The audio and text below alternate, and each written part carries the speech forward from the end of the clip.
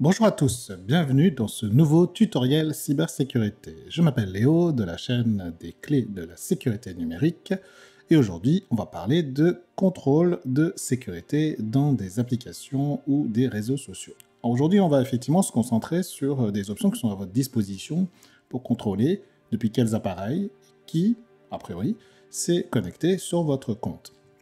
Dans le cas présent, on va prendre 4 exemples et je vais vous illustrer ça assez simplement, le plus simplement possible, pour vous permettre de contrôler tout ça en quelques clics. Premier exemple, c'est celui de Gmail. Dans Gmail, vous avez la possibilité de vérifier ça par ici. Donc vous allez en haut à droite, dans Clé SecNum ici, et vous allez gérer votre compte Google. Dans Gérer votre compte Google, vous avez quelque chose qui s'appelle Sécurité à gauche. Et dans Sécurité, vous avez donc l'ensemble des connexions à Google qui ont eu lieu. Et vous pouvez donc démarrer ici la possibilité de contrôler. Donc là, vous avez différents appareils qui se sont connectés. Et vous voyez ici que j'ai mon propre ordinateur et puis mon appareil mobile. Et dans ce cas présent, rien de particulier. Mais si vous voulez enlever un appareil qui vous semble étrange, vous cliquez sur les 3 petits points et vous cliquez sur se déconnecter. Et donc l'effet que ça va avoir, c'est que sur l'appareil que vous venez de déconnecter, la personne sera obligée de se réauthentifier dessus, de fournir à nouveau le mot de passe. Ou si c'est votre appareil et que vous voulez le déconnecter quand même ou vous l'avez fait par erreur, vous devrez re-rentrer votre mot de passe.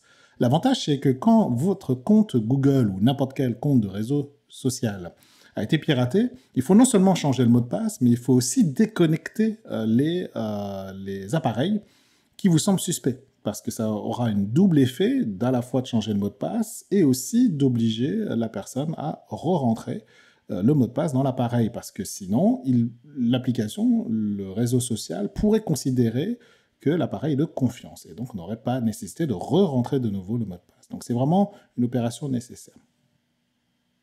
Si on se retrouve maintenant dans Facebook, en fait, vous avez l'option qui est présente ici, en haut à droite, dans le petit triangle ici. Donc vous allez dans Paramètres et confidentialité, et puis dans Paramètres. À ce moment-là, vous vous retrouvez dans un menu dans lequel vous avez Sécurité et connexion à gauche.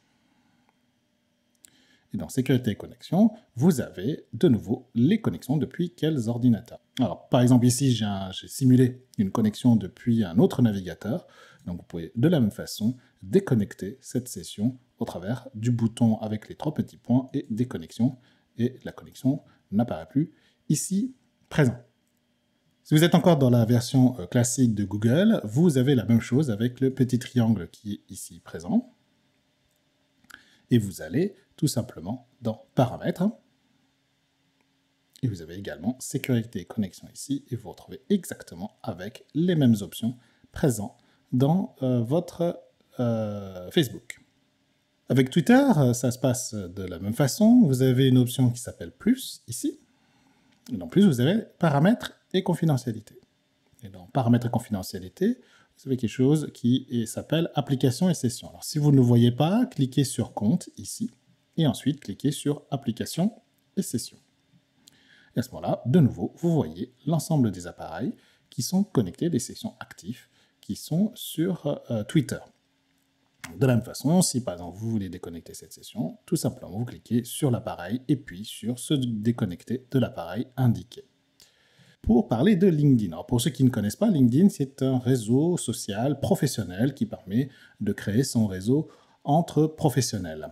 Et donc, dans LinkedIn, vous avez le possible de faire au travers de l'option « Vous », ici présent, et de voir l'option « Préférences et confidentialité ». Et dans Préférences et confidentialité, vous ne devez pas rester dans Confidentialité, c'est pas là qu'il faut aller, c'est dans Compte. Et dans Compte, vous avez l'ensemble des sessions en cours, d'accord? Et vous avez aussi les appareils qui retiennent votre mot de passe, vous voyez qu'il y en a 0 ici. Et donc, vous pouvez aller dans vos sessions en cours, et là, vous avez l'ensemble des sessions actives sur votre LinkedIn. Donc là, vous avez bien sûr la possibilité de voir toutes les sessions. Ici, j'ai fait exprès de garder l'ensemble des sessions présentes. Et c'est très simple. Il suffit de cliquer sur le bouton ici, quitter toutes les sessions, et vous devez rentrer votre mot de passe pour réaliser cette action. Donc là, je ne vais pas le rentrer ici, mais vous voyez que pour déconnecter les sessions, c'est très simple. Sinon, si vous voulez le faire un par un, vous avez alors ce bouton qui en fait se déconnecter, hein. Mais voilà, c'est une petite erreur de mise en page. Mais en fait, cette option, hein, c'est bien se déconnecter de la session. Alors du coup, que retenir? Il faut réaliser de temps en temps un contrôle des appareils qui se connectent sur vos réseaux sociaux principaux ou sur vos applications principales que vous utilisez au quotidien ou en tout cas très régulièrement. Il faut vérifier cela de temps en temps parce que le vol de compte de réseau social ou d'application est très très utilisé par les pirates informatiques pour lancer des campagnes de phishing, pour vous dérober de l'argent, etc. Moi, je vous recommanderais de le faire ça, ce petit check-up, une fois par mois. C'est très rapide. Vous faites un petit listing des comptes que vous devez faire. Ça dure même pas 5 minutes à chaque fois pour réaliser ce contrôle sur l'ensemble de vos réseaux sociaux et de vos applications. Moi, je suis un paranoïaque, donc certains d'entre vous vont faire peut-être comme moi toutes les semaines un petit check-up là-dessus.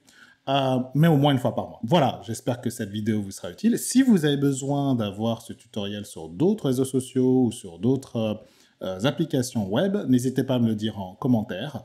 Et s'il y a suffisamment de monde qui le réclame, je ferai peut-être des mini-tutoriels sur spécifiquement cette application. Je vous dis à la prochaine, on parlera alors d'un sujet très très important, le MFA ou l'authentification multifacteur ou à deux facteurs. Allez, à très bientôt. Tchuss!